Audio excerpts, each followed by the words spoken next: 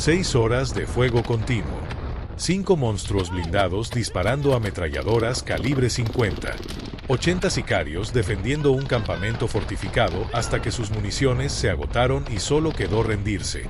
El martes 12 de noviembre de 2025, a las 4:37 de la madrugada, 800 elementos de Sedena, Marina y Guardia Nacional ejecutaron el operativo más masivo y devastador contra el cártel Jalisco Nueva Generación en Colima. 23 ubicaciones golpeadas simultáneamente en 4 municipios, persiguiendo a un solo objetivo de alto valor que había eludido captura durante 3 años.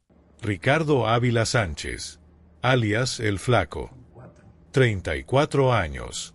Jefe regional del CJNG responsable de supervisar la fabricación de vehículos blindados y la adquisición de armamento para el cártel. El hombre que había convertido a Colima en el bastión militar más fortificado del CJNG, con talleres clandestinos produciendo monstruos blindados que operaban en Jalisco, Michoacán y Guerrero. Durante 8 semanas, inteligencia militar lo había rastreado. Vigilancia electrónica interceptando comunicaciones. Agentes encubiertos infiltrados en células del cártel reportando movimientos. Drones sobrevolando zonas serranas identificando campamentos fortificados. Y cuando finalmente localizaron su posición en la comunidad de Chamila, en la frontera entre Colima y Michoacán, la orden fue clara: cerco total, captura o neutralización. Mientras 180 elementos del Grupo Aeromóvil de Fuerzas Especiales avanzaban en la oscuridad hacia el campamento de Chamila, El Flaco y sus 80 sicarios los esperaban. Búnkeres improvisados. Trincheras. 5 monstruos blindados con ametralladoras montadas en torretas. Sensores de movimiento que detectaron la aproximación militar antes de que pudieran completar el cerco. A las 4:42 de la madrugada, luces de alta potencia se encendieron simultáneamente iluminando la zona como si fuera mediodía. Y segundos después, el fuego comenzó. Ráfagas de ametralladoras calibre 50 desde los 5 monstruos. Rifles de asalto desde posiciones fortificadas. Un círculo de fuego diseñado para detener cualquier avance.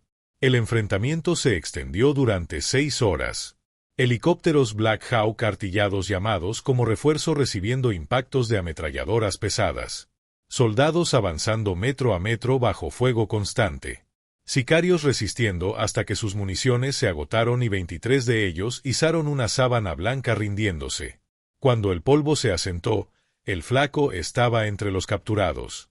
Junto a él, el inventario más masivo decomisado al CJNG en Colima en años: 283 armas largas, 27 monstruos blindados, 340.000 cartuchos, casi 3 toneladas de drogas y talleres completos de fabricación de vehículos artillados. Este no fue un operativo estándar. Fue una cacería de 8 semanas que terminó en el enfrentamiento más prolongado y brutal que los murciélagos y las fuerzas especiales han librado contra el CJNG en lo que va de 2025. Un golpe que destruyó la capacidad del cártel de fabricar su flotilla de vehículos blindados y capturó al hombre que coordinaba esa infraestructura militar. Las implicaciones van más allá de una sola captura. Estamos hablando del desmantelamiento de la columna vertebral logística del CJNG en Colima, el estado más violento de México por tasa de homicidios y bastión estratégico del cártel por su acceso al puerto de Manzanillo donde entran precursores químicos desde China. Porque detrás de cada monstruo blindado destruido, detrás de cada taller desmantelado y detrás de cada jefe regional capturado, hay familias en Manzanillo, Tecomán, Villa de Álvarez y Colima capital que merecen vivir sin que su estado sea la fábrica de guerra del narco. Hoy vamos a analizar cómo se ejecutó esta cacería de 8 semanas contra El Flaco. Vamos a reconstruir minuto a minuto el enfrentamiento de 6 horas en Chamila que dejó 3 sicarios abatidos y 23 capturados. Y vamos a entender por qué el desmantelamiento de los talleres de monstruos blindados representa uno de los golpes más estratégicos contra la capacidad militar del CJNG. Colima. El estado más pequeño de México con apenas 5.625 kilómetros cuadrados. Menos territorio que muchos municipios de estados grandes. Pero lo que le falta en tamaño lo compensa en valor estratégico para el cártel Jalisco Nueva Generación. 160 kilómetros de costa en el Pacífico. El puerto de Manzanillo, uno de los más importantes de América Latina, donde cada semana arriban contenedores con precursores químicos desde China camuflados como productos industriales legales. Frontera directa al norte con Jalisco, el estado sede del CJNG. Frontera al este con Michoacán, zona de expansión violenta del cártel. Y una geografía que combina costa, valles agrícolas y zonas serranas que ofrecen refugio para campamentos clandestinos. Pero lo que convirtió a Colima en objetivo prioritario para las fuerzas federales no fue solo su ubicación. Fue lo que el CJNG había construido ahí durante años, el arsenal militar más sofisticado y fortificado que el cártel opera en todo México. Talleres clandestinos equipados con maquinaria industrial capaz de soldar placas de acero blindado sobre chasis de camionetas. Técnicos especializados que diseñaban sistemas de montaje para ametralladoras pesadas en torretas giratorias. Almacenes con inventarios de cientos de armas de alto calibre listas para distribución hacia células en otros estados. Y campamentos fortificados en zonas rurales donde sicarios se entrenaban en uso de armamento pesado y tácticas de combate. Colima no era solo territorio del CJNG. Era su fábrica de guerra. Y las cifras lo demostraban de manera brutal. En 2024, Colima registró la tasa de homicidios más alta de todo México, 104 asesinatos por cada 100.000 habitantes. Para poner eso en perspectiva, la tasa nacional era de 24 por cada 100.000. Colima cuadruplicaba la violencia del resto del país. La razón era simple. El CJNG controlaba prácticamente todos los municipios del estado sin competencia significativa de otros cárteles. No había guerra territorial porque no había competencia. El cártel operaba con libertad casi total, utilizando Colima como base de operaciones logísticas y militares para coordinar acciones en estados vecinos donde se enfrentaba resistencia. En septiembre de 2025, Omar García Harfuch, titular de la Secretaría de Seguridad y Protección Ciudadana Federal, anunció el inicio del operativo Colima Seguro. Un despliegue permanente de 2.000 efectivos federales con un objetivo claro, no solo arrestar sicarios, sino destruir completamente la capacidad operativa del CJNG en el estado. Y para lograrlo, necesitaban capturar al hombre que coordinaba toda esa infraestructura militar. Ricardo Ávila Sánchez había operado en Colima durante 3 años sin ser capturado. 34 años de edad. Originario de Jalisco. Con órdenes de aprehensión pendientes en Jalisco y Michoacán por múltiples homicidios relacionados con disputas territoriales del CJNG. Pero el Flaco, como lo conocían dentro del cártel, no era un sicario común que ejecutaba órdenes en la calle. Era un operador de nivel medio con responsabilidades específicas que lo convertían en objetivo de alto valor para las autoridades. Su tarea principal, supervisar la fabricación de vehículos blindados artesanalmente conocidos como monstruos y coordinar la adquisición de armamento pesado para el CJNG en toda la región occidental de México. Cada monstruo blindado que operaba en Jalisco, Michoacán o Guerrero había pasado por sus manos o por los talleres que él supervisaba en Colima. Los monstruos no son vehículos blindados convencionales. Son camionetas pick-up Ram, Ford o Chevrolet modificadas completamente. Placas de acero de 10 a 15 milímetros de grosor soldadas sobre toda la carrocería, capaces de resistir impactos de rifles de asalto estándar. Ventanas blindadas con ranuras para disparar desde el interior. Llantas reforzadas o con sistema Run-Flat que permiten seguir rodando incluso después de recibir disparos. Y lo más letal, torretas giratorias montadas en la parte trasera equipadas con ametralladoras calibre 50 o incluso ametralladoras M60 que disparan munición de 7.62 milímetros. Fabricar un monstruo blindado cuesta entre 200,000 y 300,000 pesos. Requiere semanas de trabajo especializado. Y el resultado es un vehículo capaz de transportar hasta 8 sicarios protegidos con blindaje, proporcionando fuego de supresión con ametralladoras que pueden atravesar paredes de concreto y vehículos civiles como si fueran papel. El CJNG utilizaba estos monstruos como punta de lanza en enfrentamientos contra grupos rivales y contra fuerzas de seguridad. Cuando ejecutaban ataques coordinados, los monstruos iban al frente absorbiendo el fuego enemigo mientras sicarios en vehículos convencionales flanqueaban. Cuando necesitaban bloquear carreteras durante operaciones de alto impacto, los monstruos se posicionaban como barreras móviles artilladas. Y el Flaco era el maestro de obras detrás de esa flotilla. Su responsabilidad no terminaba en la fabricación. También coordinaba la compra de armamento pesado en mercado negro, ametralladoras, rifles Barrett calibre 50 capaces de perforar blindaje ligero a más de 1000 metros de distancia, lanzagranadas RPG que el cártel había adquirido mediante traficantes internacionales y munición por cientos de miles de cartuchos. Inteligencia militar estimaba que bajo su supervisión se habían fabricado al menos 40 monstruos blindados en los últimos 2 años, y que coordinaba una red de proveedores que abastecían de armamento a células del CJNG en al menos 6 estados. Capturarlo no era solo arrestar a un jefe regional. Era cortar la cabeza de la logística militar del cártel en toda la región occidental. La inteligencia militar comenzó a rastrear activamente a El Flaco en septiembre de 2025, inmediatamente después del anuncio del operativo Colima Seguro. Pero localizarlo no era simple. Operaba bajo protocolos estrictos de seguridad. Nunca dormía en la misma ubicación 2 noches consecutivas. Rotaba entre al menos 10 casas de seguridad diferentes en Manzanillo, Tecomán y zonas rurales. Cambiaba de vehículo constantemente. No usaba teléfonos celulares personales, solo radios encriptados proporcionados por el cártel. Y se movía siempre con escolta de al menos 6 sicarios armados. Las fuerzas federales utilizaron múltiples técnicas de inteligencia simultáneamente. Vigilancia electrónica interceptando comunicaciones por radio del CJNG.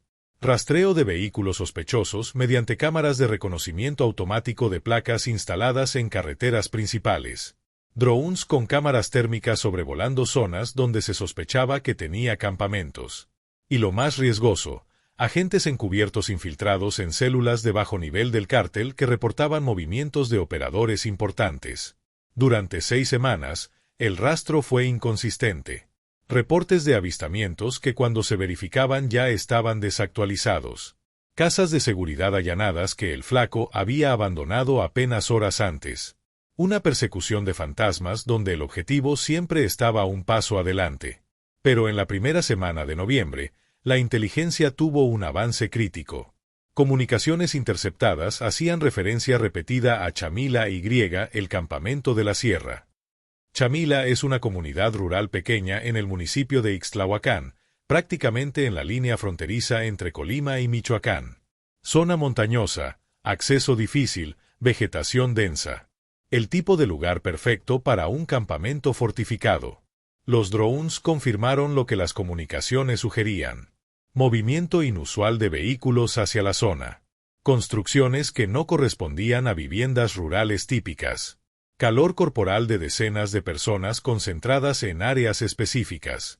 Y lo más revelador, estructuras metálicas que parecían vehículos pesados bajo lonas de camuflaje. Durante 10 días, la vigilancia se intensificó.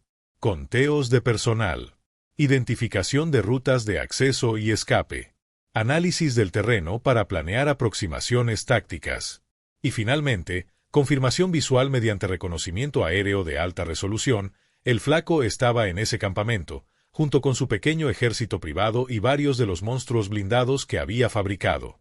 La decisión fue inmediata. No se limitarían a golpear el campamento de Chamila. Ejecutarían un operativo simultáneo en 23 ubicaciones diferentes donde el CJNG tenía presencia confirmada en Colima, talleres de fabricación, bodegas de armamento, casas de seguridad, otros campamentos. Un golpe coordinado diseñado para colapsar toda la estructura operativa del cártel en el estado de una sola vez. La madrugada del martes 12 de noviembre fue la elegida. 800 elementos movilizados.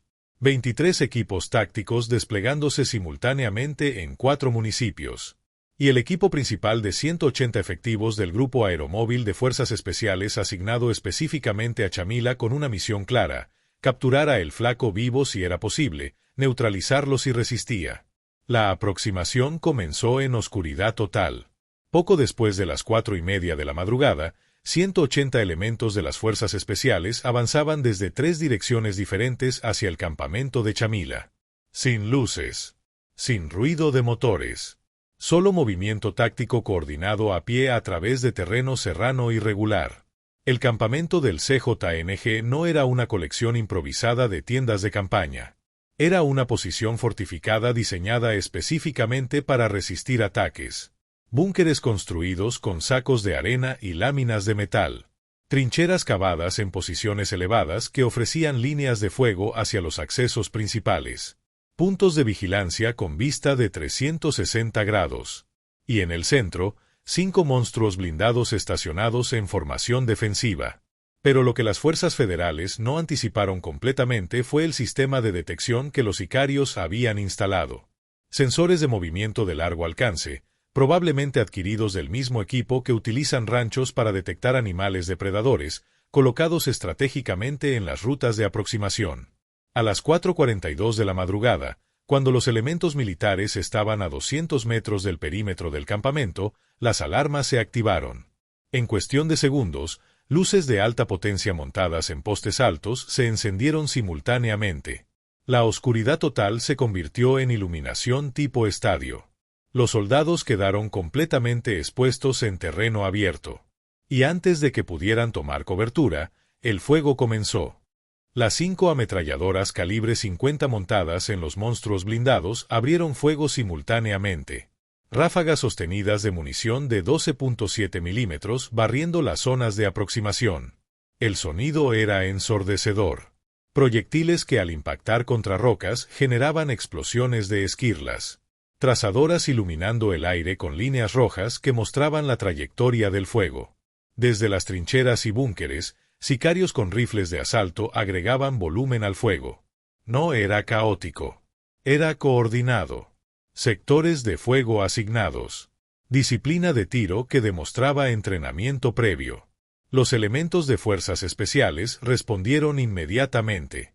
Tomaron cobertura tras formaciones rocosas. Identificaron posiciones enemigas. Comenzaron fuego de supresión dirigido contra las ametralladoras y los búnkeres. Pero avanzar bajo ese volumen de fuego era suicida. La petición de apoyo aéreo se transmitió en minutos. Desde una base cercana, 2 helicópteros Black Hawk artillados despegaron con armamento pesado montado en las puertas laterales. El vuelo tomó menos de 15 minutos. Cuando los helicópteros llegaron y comenzaron a sobrevolar la zona, los sicarios redirigieron parte de su fuego hacia el aire. Las ametralladoras calibre 50 de los monstruos tenían elevación suficiente para atacar aeronaves volando bajo. Uno de los Black Hawk recibió 3 impactos directos. El blindaje aguantó. Ningún tripulante resultó herido. Pero el mensaje era claro. Los sicarios tenían capacidad real de derribar helicópteros si lograban impactos sostenidos. Los pilotos respondieron con ametralladoras desde las puertas laterales. Fuego dirigido contra las llantas de los monstruos blindados. En minutos, 3 de los 5 vehículos quedaron inmovilizados con sus neumáticos destrozados. Las ametralladoras seguían operativas, pero los vehículos ya no podían maniobrar. Con el apoyo aéreo proporcionando fuego de supresión, los elementos terrestres comenzaron avance táctico. Metro a metro. Utilizando granadas de aturdimiento para desorganizar posiciones enemigas antes de asaltarlas. Equipos flanqueando mientras otros mantenían presión frontal. Comunicación constante por radio coordinando movimiento entre escuadras. El enfrentamiento se convirtió en guerra de desgaste. Los sicarios tenían posiciones fortificadas y munición abundante. Las fuerzas especiales tenían entrenamiento superior, equipo mejor y disciplina táctica. Pero el terreno favorecía a quien defendía. Durante las siguientes 4 horas, el avance fue milimétrico. Cada búnker que las fuerzas federales aseguraban significaba minutos de combate cerrado. Granadas lanzadas hacia trincheras. Intercambio de disparos a distancias donde ambos bandos podían verse directamente. Soldados heridos siendo evacuados mientras otros tomaban sus posiciones. Pasadas las 8 de la mañana, después de casi 4 horas de combate sostenido, el fuego de los sicarios comenzó a volverse esporádico. Las municiones se agotaban. Las ametralladoras de los monstruos quedaron silenciosas. Los rifles de asalto disparaban ráfagas más cortas, conservando cartuchos. Media hora después, cuando el sol ya iluminaba completamente la zona y el humo de pólvora cubría el campamento como niebla, los últimos 23 sicarios que seguían resistiendo izaron una sábana blanca desde una trinchera central. La rendición fue procesada metódicamente. Los sicarios salieron uno por uno, manos en la cabeza, siendo sometidos y esposados. Entre ellos estaba el flaco. 34 años, ropa táctica, sin heridas aparentes. Había sobrevivido 6 horas de combate y ahora enfrentaba captura. El recuento final del enfrentamiento de Chamila era brutal. 3 sicarios abatidos durante el combate. 23 capturados. El resto del grupo original de 80 había huido durante las primeras horas hacia zonas más profundas de la sierra o había caído sin que las fuerzas federales pudieran confirmar inmediatamente. Del lado militar, 7 soldados heridos, ninguno de gravedad. Un helicóptero dañado pero operativo. Y lo asegurado en el campamento revelaba la magnitud de la fortificación que el CJNG había construido, armamento para equipar a un batallón pequeño, vehículos blindados, municiones suficientes para sostener combate durante días. Mientras en Chamila se desarrollaba el enfrentamiento de 6 horas, los otros 22 equipos tácticos ejecutaban operativos simultáneos en Manzanillo, Tecomán, Villa de Álvarez y Colima capital, sin resistencia significativa en la mayoría de ubicaciones. El grueso de la fuerza de choque del CJNG estaba concentrada defendiendo Chamila, dejando otros puntos vulnerables. Cuando se contabilizaron los resultados totales del operativo en las 23 ubicaciones, las cifras eran históricas para un solo día de acción contra el CJNG. 283 armas largas aseguradas. La variedad revelaba la sofisticación del arsenal, 167 rifles de asalto entre AK-47 y AR-15. 34 ametralladoras incluyendo M60 y M249. 28 rifles Barrett calibre 50, armas de francotirador capaces de impactar objetivos a más de 2 kilómetros. 23 lanzagranadas RPG-7 de origen soviético. 31 escopetas de combate. 340.000 cartuchos de munición de diferentes calibres. Suficiente para sostener operaciones de combate durante meses. 27 monstruos blindados en total. 18 completamente operativos listos para uso inmediato. 5 en proceso de fabricación en los talleres descubiertos, con el blindaje parcialmente instalado. 4 dañados durante el enfrentamiento de Chamila, pero con componentes recuperables. 89 chalecos antibalas de nivel 3 y 4, el tipo que puede detener proyectiles de rifles de asalto. 124 cascos balísticos. 67 uniformes tácticos completos similares a los que usan fuerzas militares. 45 radios de largo alcance que el CJNG utilizaba para coordinar células en diferentes municipios. 12 inhibidores de señal diseñados para bloquear comunicaciones enemigas durante enfrentamientos. En los talleres descubiertos en Manzanillo y Tecomán, maquinaria industrial completa, soldadoras de arco eléctrico, prensas hidráulicas, cortadoras de plasma, equipos de pintura automotriz. Todo lo necesario para modificar camionetas civiles en máquinas de guerra. La capacidad instalada permitía producir hasta 15 vehículos blindados adicionales si los talleres no hubieran sido desmantelados. Campamentos con literas para 200 sicarios, cocinas industriales, generadores eléctricos, sistemas de almacenamiento de agua. Infraestructura permanente que demostraba que el CJNG planeaba operación a largo plazo. Y las drogas, 2.8 toneladas de metanfetamina, 340 kilogramos de cocaína, 180 kilogramos de fentanilo, con un valor estimado en calle de 180 millones de pesos.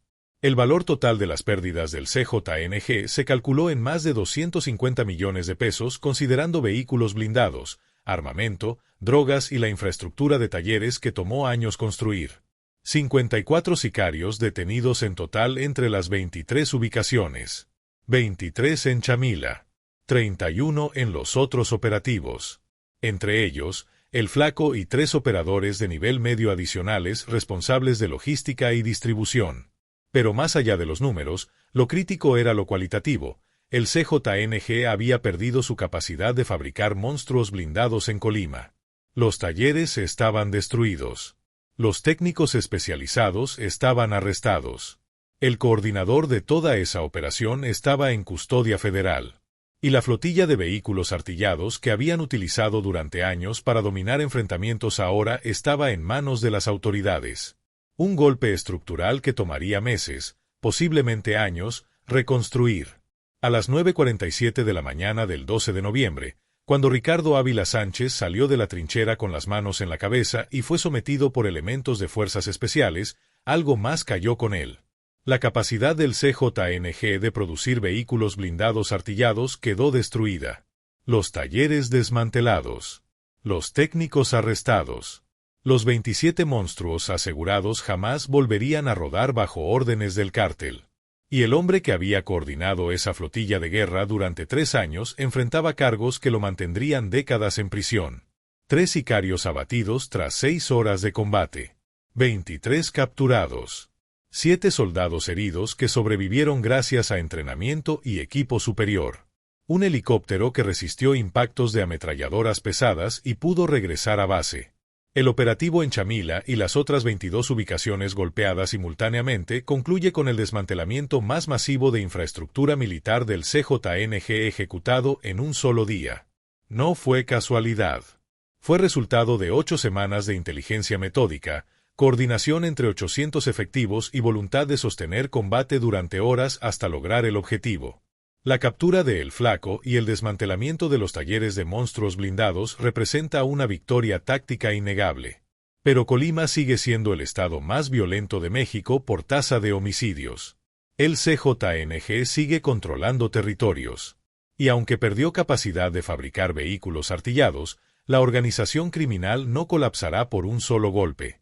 Lo que México necesita no es celebrar operativos aislados. Necesita sostener esa presión indefinidamente. Necesita que cada taller desmantelado no sea reconstruido porque las autoridades mantienen vigilancia constante. Necesita procesar legalmente a cada operador capturado para que enfrente consecuencias reales, no liberaciones técnicas meses después. Y Colima necesita dejar de ser solo una base militar del narco. Necesita inversión económica real que ofrezca a sus jóvenes alternativas al reclutamiento criminal. Necesita instituciones locales fortalecidas que no sean cooptadas por corrupción. Necesita que el puerto de Manzanillo tenga controles rigurosos que impidan entrada de precursores químicos. Los 80 sicarios que defendieron Chamila durante 6 horas son síntoma de un problema más profundo.